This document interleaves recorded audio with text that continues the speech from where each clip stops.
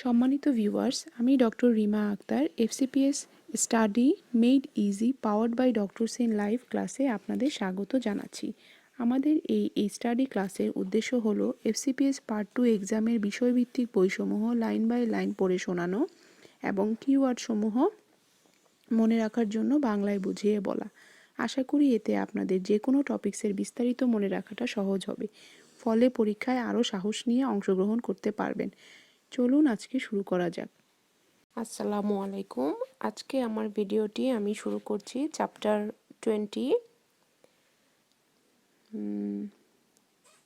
20 page number হচ্ছে 310 number পৃষ্ঠা, 310 number page থেকে। আমি আগে যে আমার 4 নাম্বার ভিডিওটা ছিল সেটা আমার শেষ হয়েছিল oral iron therapy in case of the treatment of anemia in pregnancy. Now I am going to start from parenteral iron therapy in case of anemia in pregnancy. আচ্ছা, প্যারেন্টারাল থেরাপি এইটা পেজ নাম্বার 310 এ আছে। এখানে ওরা কি বলছে, intravenous root এবং intramuscular root, দুইটা রুটে আমরা আয়রন থেরাপি দিতে পারি। আচ্ছা, ইন্ট্রাভেনাস যে রুট সেটা হচ্ছে 1 নাম্বার রিপিটেড ইনজেকশন অথবা টোটাল ডোজ ইনফিউশন দিতে পারি। আর তাছাড়া আছে ইন্ট্রামাস্কুলার রুট।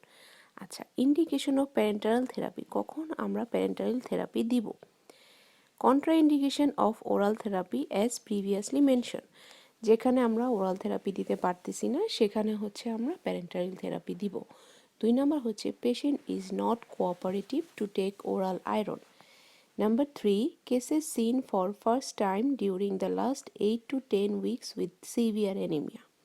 আচ্ছা, তাহলে এখানে কি বলছে যে প্যারেন্টারাল থেরাপিতে আমরা কখন দিতে পারবো প্যারেন্টারাল থেরাপি? যখন ওরাল থেরাপি যে কন্ট্রাইন্ডিকেশনগুলো আমরা পড়েছিলাম, such as intolerance to oral iron therapy, severe anemia in advanced pregnancy, considering the unpredictable absorption and utilization following oral therapy, parenteral therapy is the preferred choice. এইসব ক্ষেত্রে আমরা প্যারেন্টারাল থেরাপিটাকে বেশি প্রায়োরিটি দিব। 2 number হচ্ছে patient is non cooperative to take oral iron. 3 number বলছে যে আমাদের হাতে বেশি সময় নেই, লাস্ট 8 to 10 উইকস আছে, মানে হচ্ছে প্রায় আমাদের হাতে 2 মাস থেকে 2.5 মাস সময় আছে, কিন্তু পেশেন্টের সিভিয়ার অ্যানিমিয়া, তখন আমরা প্যারেন্টারাল থেরাপি দেওয়ার সিদ্ধান্ত নিব। এটার মেইন অ্যাডভান্টেজটা কি? সেটা হচ্ছে is the certainty of its administration to correct the hemoglobin deficit and to fix up the iron store. দুইটা উদ্দেশ্য, আমি অ্যানিমিয়াটাকে ডেফিসিটটাকে কারেকশন করব, 2 নাম্বারটা হচ্ছে আয়রনের যে স্টোরটা সেটা আমি ফিক্স আপ করব। The expected rise in hemoglobin concentration after parenteral therapy is 0.7 to 1 gram per deciliter per week. আচ্ছা, তাহলে আমি আয়রন থেরাপি যে দিব, আমার এক্সপেক্টেড হিমোগ্লোবিন কনসেন্ট্রেশন রাইজ হওয়ার এক্সপেকটেশনটা কতটুকু, সেটা হচ্ছে প্রত্যেক সপ্তাহে পার ডেসিলিটারে আমাদের 0.7 থেকে 1 গ্রাম আয়রন বাড়বে। এই উদ্দেশ্যে আমরা প্যারেন্টারাল আয়রন থেরাপি দিব। আচ্ছা, এবার ইন্ট্রাভেনাস যে রুট আমরা আয়রন থেরাপিগুলো দিব সেটার ডোজটা সম্বন্ধে এখানে বলছে, এটা খুবই ইম্পর্টেন্ট জিনিস। Total dose infusion, the deficit of iron is the first calculated and the total amount of iron required to correct the deficit is administered by a single sitting intravenous infusion. The compounds used are iron such as ferrous sucrose compound, sodium ferrigluconate or iron dextran. Iron sucrose is safe, effective and has less side effect. ঠিক আছে, এখানে বলছে total iron ইনফিউশনটা কি বলছে, the deficit of iron is the first calculated. প্রথমে কতটুকু iron deficit আছে সেটা আমাদের প্রথম ক্যালকুলেশন করতে হবে। And the total amount of iron required to correct the deficit is administered by a single sitting intravenous infusion. প্রথমে আমরা কতটুকু আয়রন ডেফিসিয়েট আছে এবং তাকে কত ওই কারেকশন করতে, ওই ডেফিসিটটা কারেকশন করতে কতটুকু আয়রন লাগবে সেটা আমাদের প্রথমে ক্যালকুলেট করে নিতে হবে এবং সেটা আমরা সিঙ্গল সিটিং আইভি ইনফিউশনের মাধ্যমে দিয়ে দিব। দ্য কম্পাউন্ড, এক্ষেত্রে আমরা কি কি ফর্মুলা ইউজ করি আয়রনের? আয়রন সুক্রোজ, যেটা সবচেয়ে পপুলার, সেফ, ইফেক্টিভ এবং less side effect. Number 2 sodium ferric gluconate. Number 3 iron dextran. আচ্ছা, এই তিনটা ফর্মে আয়রন পাওয়া যায়, যেটা আমরা টোটাল ডোজ ইনফিউশন আকারে দিতে পারি। এটার অ্যাডভান্টেজ কি? It eliminates repeated and painful intramuscular injection. Number 2, the treatment is completed in a day and the patient may be discharged much earlier from the hospital. Number 3, it is less costly compared to the repeated intramuscular therapy. ঠিক আছে, এটা তিনটা advantage আছে। এক নম্বর হচ্ছে কি, intramuscular injection দিলে তো আমাদের রিপিটেডলি দিতে হইতো এবং এটা পেইনফুল হইতো পেশেন্টের জন্য। নাম্বার 2 হচ্ছে treatment is complicated in a day, একদিনেই কমপ্লিট করে দেওয়া যাচ্ছে এবং patient may be discharge much earlier from the hospital, খুব তাড়াতাড়ি ছুটি দেওয়া যায় একদিনেই যেহেতু কমপ্লিট করা হচ্ছে। Number 3, it's less costly compare to the repeated intramuscular therapy, muscular চাইতে এটা দামও কম। আচ্ছা, লিমিটেশন কি আছে? Number 1, as the maximum hemoglobin response does not appear before 6 to 9 weeks, the method is unsuitable if at least 4 weeks time is not available. To raise the hemoglobin to a safe level of 10 gram per deciliter before delivery. আচ্ছা, এটার অসুবিধা কি, যে maximum যে haemoglobin রেসপন্সটা সেটা হতে আমাদের 4 to 9 weeks লাগবে। এখন যদি আমাদের শেষ দিকে দেখা যাচ্ছে পেশেন্ট ডেলিভারি হতে আর সময় আছে 4 সপ্তাহ, মানে 1 মাস, তাহলে এটা সাফিসিয়েন্ট হিমোগ্লোবিন আপ টু 10 পর্যন্ত পৌঁছাতে পারবে না। এটা হচ্ছে একটা লিমিটেশন। আমি আবার পড়ছি, as the maximum hemoglobin response does not appear before 4 to 9 weeks, the method is unsuitable if at least 4 weeks time is not available to raise the hemoglobin to safe level of 10 gram per deciliter before delivery. Thus, it is mostly suitable during 30 to 36 weeks pregnancy where the patient is unwilling or unable to complete the course of IM. Number 2, previous history of reaction of parenteral therapy is contraindicated for its use. এটা তো আমরা জানি, যদি previously history of reaction of parental therapy বলে তাহলে সেটা অবশ্যই contraindicated. তো প্রথমে হচ্ছে আমাদের অ্যাটলিস্ট 4 সপ্তাহ হাতে থাকতে হবে। দুই নম্বর হচ্ছে যদি আগে তার রিয়াকশনের হিস্ট্রি থাকে তাহলেও কন্ট্রাইন্ডিকেটেড, এটা আইভি আয়রন দেওয়া যাবে না। আচ্ছা, এখন কি বলছে, sodium ferric gluconate complex 12.5 gram per dose, usually 1 dose per day, usually 8 doses needed, 12 to 5 milligram elemental iron per ml. আচ্ছা, সোডিয়াম ফেরিক গ্লুকোনেট কমপ্লেক্স যে আয়রনটা আছে সেটা আমরা পার ডোজে কতটুকু থাকবে, 12.5 করে থাকবে, ইউজুয়ালি 1 ডোজ এ ডে, তাহলে একদিনে আমরা একটা ডোজই দিতে পারবো যেটার পরিমাণ 12.5, নাম হচ্ছে সোডিয়াম ফেরিক গ্লুকোনেট। ইউজুয়ালি কয়টা ডোজ দিই, 8 ডোজেস নিডেড, দ্যাট মিনস পরপর 8 দিন, ওকে 8টা ডোজ দেওয়া যেতে পারে, ইউজুয়ালি 8 ডোজেস নিডেড। আচ্ছা, এবার আয়রন বা ফেরাস সুক্রোজ, এটাই হচ্ছে আমরা মেইনলি ইউজ করি। আচ্ছা, 20 মিলিগ্রাম এলিমেন্টাল আয়রন পার ml 100 মিলিগ্রাম পার ডোজ, ওটা ছিল 12.5 মিলিগ্রাম পার ডোজ, আর সুক্রোজ যেটা বলছে সেটা হচ্ছে 100 milligram per dose, usually 1 dose daily for 10 days. ঠিক আছে, ইউজুয়ালি প্রতিদিন একটা করে আমরা 10 দিন দিব। এটা হচ্ছে আয়রন সুক্রোজের প্রিপারেশনটা। আচ্ছা, limitation of the total requirement, estimation of the total requirement, the manufacturer's information is to follow for dose calculation. বলছে ডোজ ক্যালকুলেশন করার সময় ম্যানুফ্যাকচারের ইনফরমেশনটা অবশ্যই আমাদের ফলো করতে হবে। Such as one such formula for iron dextran, so iron ডেক্সট্রানের ডোজটা কীরকম হবে, 0.3 into W first bracket 100 minus hemoglobin percentage bracket close milligram of elemental iron, where W কি বলছে, W হচ্ছে patient's weight in pound, ওকে, ওজনটা কেজিতে না পাউন্ডে হবে। তাহলে আমরা 0.3 ইন্টু ওজন, দেন আমরা কি করব, haemoglobin percentage, observed haemoglobin concentration in percentage. আচ্ছা, পেশেন্টের হিমোগ্লোবিনটাকে আমরা পার্সেন্টেজে বের করব, ঠিক আছে। এটাই বলছে যে হিমোগ্লোবিন পার্সেন্টেজটা হচ্ছে observed haemoglobin concentration in percentage, যেটা 100 থেকে বিয়োগ করব। তাহলে 100 থেকে বিয়োগ করলে যেটা আসবে, হিমোগ্লোবিন পার্সেন্টেজটা বিয়োগ করলে সেটাকে আমরা ওজন, পেশেন্টের যে পাউন্ড হবে তার সাথে গুণ করব, দেন 0.3 গুণ করব। Additional 50% is to be added for partial replacement of the body store iron. আচ্ছা, এখান থেকে হিসাব করে যা আসবে তার সাথে আবার 50% অ্যাডিশনাল যোগ করতে বলছে। কেন? Partial replacement of the body store iron. Okay, তাহলে বডির আমাদের যতটুকু আয়রন লস হয়েছে সেটা ফিল আপ করাই আমাদের মেইন উদ্দেশ্য না। আমাদের উদ্দেশ্য হচ্ছে যাতে বডির একটা সাফিসিয়েন্ট স্টোর তৈরি থাকে আয়রনের।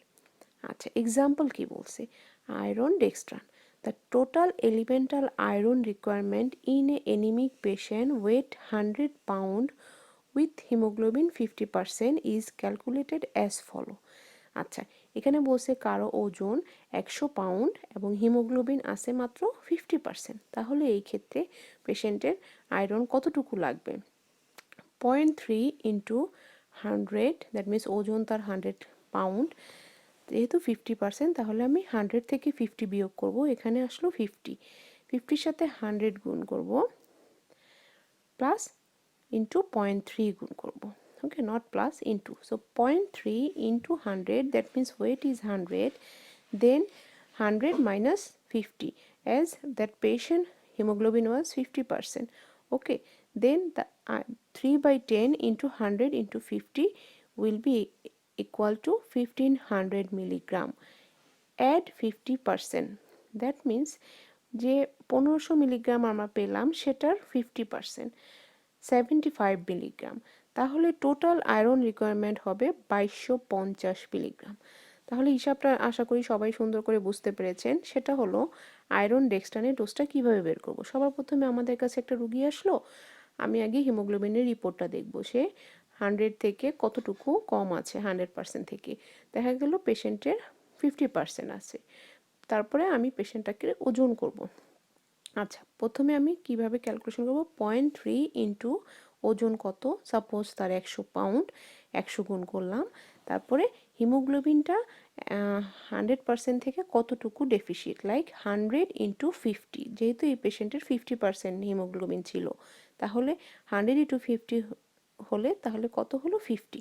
তাহলে আমি ওজনের সাথে 50 গুণ করি, 100 ইন্টু 50, দেন 0.3, তাহলে আমার কত আসলো পুরো ক্যালকুলেশনটা, 0.3 into 100 into 50, it will be 1500 milligram. এখন আমার এই যে 1500 মিলিগ্রাম তার 50%, দ্যাট মিনস 750 মিলিগ্রাম, সেটা আমার আবার 1500 সাথে যোগ করতে হবে। দেন একটা ওই পেশেন্টার iron elemental requirement will be 2250 milligram. ঠিক আছে, এটা হচ্ছে আয়রনের হিসাবটা, এটা আয়রন ডেক্সট্রান। এবার প্রি রিকুইজিট আছে, কাউকে আয়রন দেওয়ার আগে 1 নম্বর হচ্ছে correct diagnosis of true iron deficiency anaemia, number 2 adequate supervision, number 3 facilities for management of anaphylactic reaction. ঠিক আছে, কাউকে আয়রন দেওয়ার আগে আমার 3টা পয়েন্ট মাথায় রাখতে হবে। 1 নম্বর হচ্ছে এটা আসলেই কি আয়রন ডেফিসিয়েন্সি এনিমিয়া, সেটার অবশ্যই কারেক্ট ডায়াগনোসিস আমার লাগবে। নাম্বার 2 অ্যাডিকুয়েট সুপারভিশন, আমি পেশেন্টটাকে আয়রন ঝুলাই দিয়ে আমি আমার কাজ করতে চলে যাব, নট লাইক দ্যাট। পেশেন্টটাকে একটা সুপারভিশনে রাখতে হবে যেন পেশেন্ট ফলো আপে থাকে যতক্ষণ পর্যন্ত আমরা স্যালাইন ইনজেকশন শেষ না করি। নাম্বার 3 হচ্ছে যদি বাই চান্স পেশেন্টের অ্যানাফাইলেটিক শক হতেও পারে, সেজন্য আমাদের সব ধরনের ম্যানেজমেন্ট ফ্যাসিলিটি থাকতে হবে। এটা হচ্ছে আয়রন থেরাপির প্রি রিকুইজিট। আচ্ছা, এখন আমরা চ্যাপ্টার পেজ নাম্বার 311 নম্বর পেজে যাই। এখানে কি বলছে, প্রসিডিওর, কিভাবে আয়রন থেরাপি দিবা। The patient is admitted in the morning for infusion. The required iron is mixed with 500 ml of 0.9% saline. Manufacturer's guideline in the drug information sheet is to be followed as regard the total dose and duration of therapy. Number 2. Precautions like those of blood transfusion are to be taken both prior to and during the infusion process. The drip rate should be 10 drops per minute during the first 20 minutes and thereafter is increased to 40 drops per minute. Any adverse reaction like rigor, chest pain, hypotension calls for omission of the drip. আচ্ছা, তাহলে প্রসিডিওরটা কি, পেশেন্টটাকে আমি সকালে ইনফিউশনের জন্য ভর্তি করব। 2 number হচ্ছে যে আমি হাফ লিটার নর্মাল স্যালাইন নিব, সেখানে আমি স্যালাইনটা মিশায়া স্যালাইনটা দেওয়া শুরু করব। এখানে একটা কথা বলছে যে ম্যানুফ্যাকচারের গাইডলাইনটা অবশ্যই ফলো করতে হবে regard total dose and duration of therapy. 3 number হচ্ছে যে এটা ব্লাড ট্রান্সফিউশনের মতো, কি বলছে, precaution like dose of blood transfusion are to be taken both prior to and during the infusion process. Blood ট্রান্সফিউশনের সময় আমরা যতটা সতর্কতা নিয়ে কটসন হাতে নিয়ে আমরা পেশেন্টটাকে ব্লাড দেওয়া শুরু করি, আমাদের সেভাবেই পেশেন্টটাকে ট্রিট করতে হবে এবং সতর্ক থাকতে হবে। এখানে কি বলছে, প্রথম মিনিটে 10 ফোঁটা করে দিব, দেন প্রথম মিনিট সেকেন্ড মিনিট থেকে আমি 20 ফোঁটা করে, ফার্স্ট 20 মিনিটস প্রথম 20 মিনিটে আমি প্রতি মিনিটে 10 ফোঁটা করে দিব। There after 40 drops per minute. Okay, মিনিটে 10 ফোঁটা করে যাবে কতক্ষণ, প্রথম 20 মিনিট, এবং তারপরে আমি মিনিটে 40 ফোঁটা করে বাড়াই দিব। এবং কোনো যদি অ্যাডভার্স রিয়েকশন আমি ফলো করি such as rigor, chest pain or hypotension, তাহলে আমি সাথে সাথে ড্রিপ অফ করে দিতে হবে, লাইক ব্লাড ট্রান্সফিউশনের মতো। আচ্ছা, এখন না দেখে বলার প্র্যাকটিস করি আমরা। 1 নাম্বার কি বলছে, পেশেন্টকে সকালে ভর্তি করালাম, ঠিক আছে। এবার 2 নাম্বার হচ্ছে আমি হাফ লিটার নর্মাল স্যালাইনে আয়রনটা দিয়ে তারপরে হচ্ছে আয়রন শুরু করব কিভাবে, প্রতি মিনিটে 10 ফোঁটা করে যাবে, কতক্ষণ, 20 মিনিট। তার পরবর্তীতে 40 ফোঁটা করে পার মিনিট আমরা কন্টিনিউ করে ওটা শেষ করে ফেলবো। এর মধ্যে যদি বাই চান্স কোনো rigor, chest pain, hypotension feel করে পেশেন্ট, সাথে সাথে ড্রিপ অফ করে দিতে হবে। এবং সকল ধরনের প্রিকশন আমাদের নিয়ে রাখতে হবে, লাইক ব্লাড ট্রান্সফিউশনের মতো। আচ্ছা, এবার আইভি আয়রন থেরাপিটা শেষ হয়ে গেল। এবার intramuscular therapy, the compounds use with elemental iron per ml। আর কি ফর্মুলা আমরা আইএম হিসেবে ব্যবহার করি। 1 নম্বর হচ্ছে আয়রন সুক্রোজ, যেটা পার ml 20 মিলিগ্রাম করে থাকে। দেন আরেকটা হচ্ছে আয়রন ডেক্সট্রান, যেটা ইমফেরন নামে পাওয়া যায়, 50 মিলিগ্রাম পার ml, ঠিক আছে। 3 নাম্বার হচ্ছে sodium ferric gluconate complex, 12.5 milligram elemental iron থাকে পার ml, ঠিক আছে। আয়রন প্রিপারেশন কী আকারে পাওয়া যায়, iron sucrose, iron dextrose, iron ferric gluconate complex. Iron sucrose হচ্ছে 20 মিলিগ্রাম থাকে পার ml, আয়রন ডেক্সট্রান যেটা ইমফেরন সেটা পার ml 50 মিলিগ্রাম থাকে। নাম্বার 3 হচ্ছে সোডিয়াম ফেরিক গ্লুকোনেট কমপ্লেক্স, যেটা কিনা পার ml 12.5 মিলিগ্রাম এলিমেন্টাল আয়রন থাকে। All the above preparations contain different amount of elemental iron in 1 milliliter. Total dose to be administered to calculated as that previously mentioned in intravenous therapy. আচ্ছা, all the above precautions contain different amount of elemental iron in 1 milliliter. উপরের যে প্রিপারেশনগুলো আছে সেখানে elemental iron থাকে 1 millilitre করে। Total dose to be administered is calculated as that previously mention in intravenous therapy. আইএমের যে ডোজটা কীভাবে ক্যালকুলেশন করব সেটা আইভি থেরাপির মতোই ক্যালকুলেশন করতে এখানে বলা হয়েছে। Procedure of injection. After an initial test dose of 1 ml, the injection are given daily or an alternative day in doses of 2 ml intramuscularly.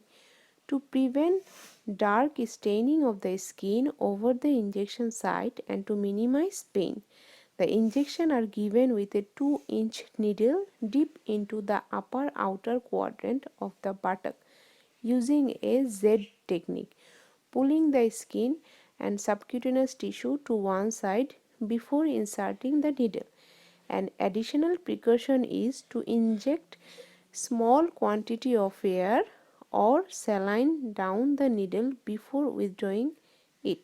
These procedures prevent even a slight drop of solution to come beneath the skin surface so as to stain it. এখানে কি বলছে যে আমরা একটা IM ইনজেকশনটা কতটুকু কিভাবে সতর্কতার সাথে দিব যাতে স্কিনে স্টেন হয় না। 1 নম্বর বলছে যে ইনিশিয়াল ডোজটা 1 ml দেওয়ার পরে তারপরে আমরা একদিন পরে বা অল্টারনেটিভ ডেতে 2 ml করে ইন্ট্রামাসকুলারলি দিব।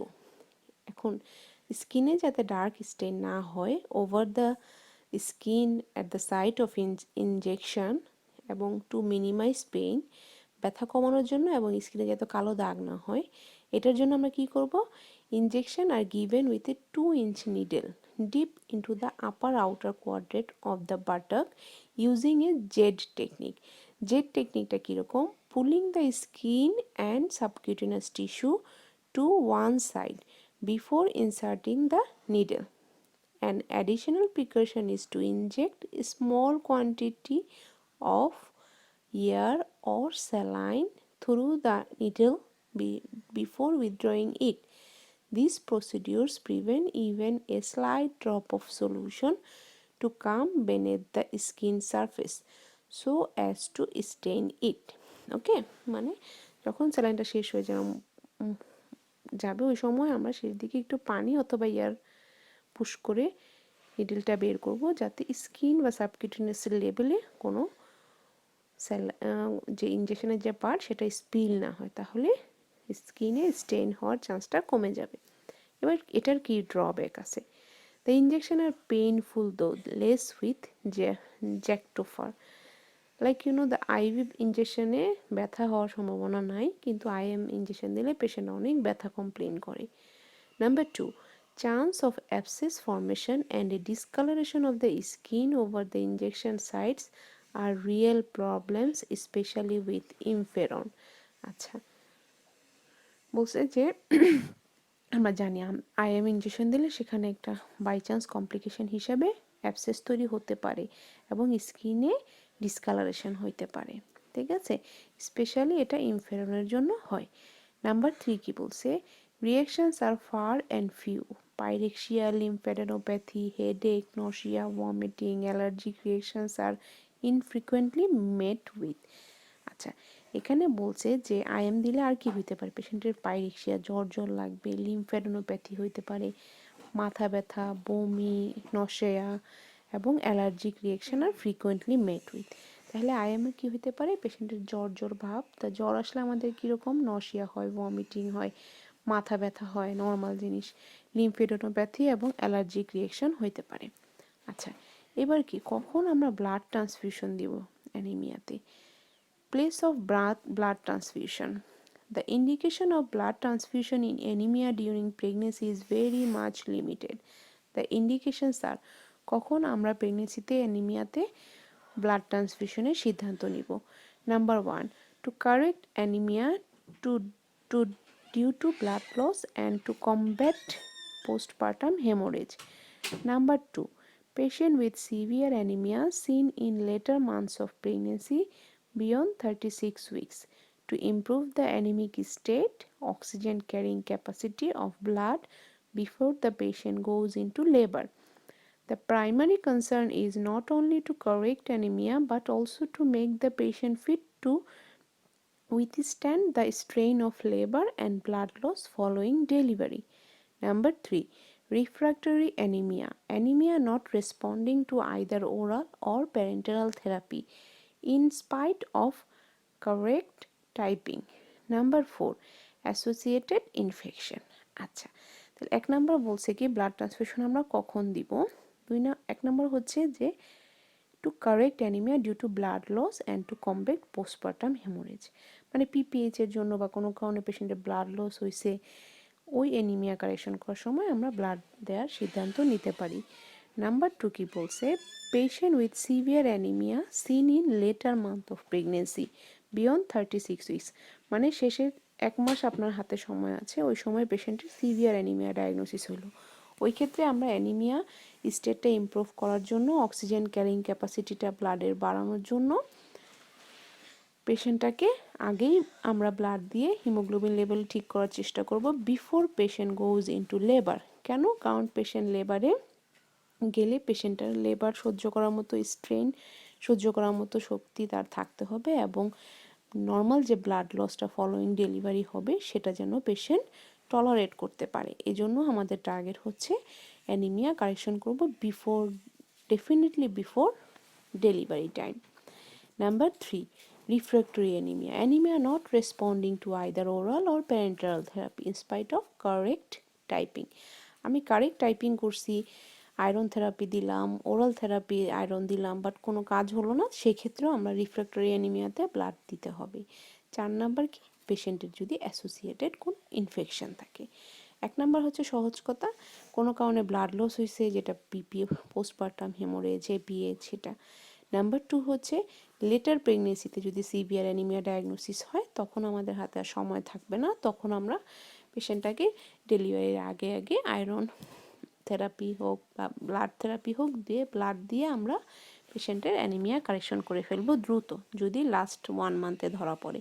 3 নাম্বার হচ্ছে যে আয়রন থেরাপি নিচ্ছে, ওরাল হোক প্যারেন্টারাল হোক, কিন্তু অ্যানিমিয়া রিফ্র্যাক্টরি কোনো ইমপ্রুভ হচ্ছে না। 4 নাম্বার হচ্ছে যদি কোনো ইনফেকশন থাকে। আচ্ছা, the quality and quantity of blood, the কতটুকু ব্লাড দিব, কীরকম ব্লাড দিব সেটা সম্বন্ধে এখানে বলছে। The blood to be transfused should be relatively fresh, probably typed, properly typed, grouped and cross-matched. Only packed cells are transfused. The quantity should be between 8 ml and 100 ml at a time. To allow time for circulatory readjustment, transfusion should not be repeated within 24 hours. এখানে বলছে যে অবশ্যই fresh, grouping and cross matching, proper typing করানোর পরেই পেশেন্টকে blood দিব, সেটা only packed sell দিব। কতটুকু দিব অ্যাট এ টাইমে? 80 ml to 100 ml, এর চেয়ে বেশি দিতে এখানে মানা করেছে, এবং 24 ঘন্টা আগে আবার রিপিট করা যাবে না। To allow time to circulatory readjustment, transfusion should not be repeated within 24 hours. আচ্ছা, ব্লাড ট্রান্সফিউশনের অ্যাডভান্টেজটা কি? Increase oxygen carrying capacity of the blood, এটা নাম্বার 1, অক্সিজেন ক্যারিং ক্যাপাসিটিটা বেড়ে যাবে। Number 2, haemoglobin from the haemolysed RBC may be utilised for the formation of new red cell. ঠিক আছে, hemoglobin for hemolyzed RBC may be utilized for formation of new red cell. Number 3, stimulates erythropoiesis. Number 4, supplies the natural constituents of blood like protein, antibody. Number 5, improvement is expected after 3 days. আচ্ছা, 3 দিন পরেই তুমি এটা উপকারিতা পাওয়া শুরু করবা, oxygen carrying capacity বেড়ে যাবে। 2 নাম্বার, হিমোলাইজড আরবিসি যেগুলো ভেঙে গেছিল সেগুলোকে আবার নতুন আরবিসি ফর্মেশন ইউটিলাইজ করতে হেল্প করবে। এটা আবার ব্লাড দিলে পেশেন্টের নিজের ইরিথ্রোপয়েসিসটা স্টিমুলেট হবে। 5 নাম্বার হচ্ছে supplies the natural constitutes of blood like protein, antibody. So আমরা যখন একটা অন্য মানুষের ব্লাড দিব, সেটা আবার ব্লাড তৈরির যে কনস্টিটিউটসগুলো, প্রোটিন, অ্যান্টিবডি, এগুলা সাপ্লাই দিবে। এটা হচ্ছে অ্যাডভান্টেজ অফ ব্লাড ট্রান্সফিউশন। আমি আবার বলি, 1 নাম্বার কি বলছে? Increased oxygen carrying capacity of blood. Number 2, hemoglobin from the hemolyzed red cells may be utilized for the formation of new red cells. Number 3, stimulates erythropoiesis. Number 4, supplies the natural constituents of blood like protein and antibody, etc. Number 5, improvement is expected after 3 days. এই 5টা point হচ্ছে advantage of blood transfusion. Precaution কী কী নিব? Utmost precautions are to be taken to minimize reaction and loading of heart. Number 1. Antihistamine Phenergon 25 mg is given IM. Number 2. Furosemide 20 mg diuretic is given intramuscularly at least 2 hours prior to transfusion to produce negative fluid balance.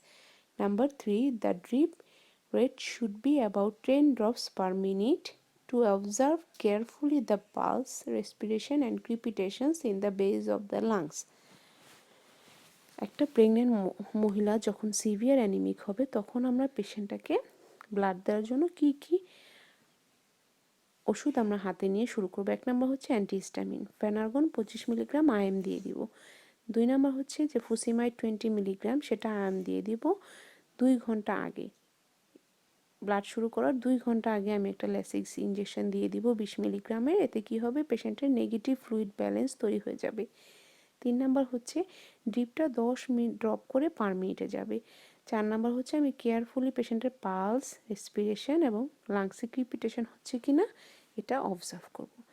আচ্ছা, এবার blood ট্রান্সফিউশনের কিছু drawback আছে। 1 number হচ্ছে premature labour May start which is more related to blood creation. Number 2, there is increased chance of cardiac failure with pulmonary edema because of overloading of the heart. Number 3, features of transfusion reaction if occur we are often exaggerated. 1 number হচ্ছে পেশেন্টের premature labour হয়ে যেতে পারে ব্লাডের reaction থেকে। 2 নম্বর হচ্ছে heart failure হয়ে pulmonary oedema হয়ে যাওয়ার সম্ভাবনা আছে যদি ওভারলোড হয়ে যায় হার্টে।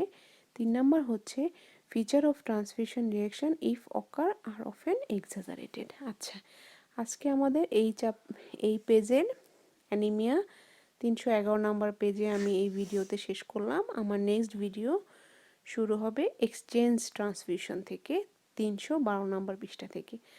আজ এখানেই শেষ করলাম। সবাইকে আল্লাহ হাফেজ। আবার আমার ভিডিওটি যদি আপনাদের পছন্দ হয় তাহলে অবশ্যই লাইক বাটন ক্লিক করবেন। আচ্ছা, আল্লাহ হাফেজ।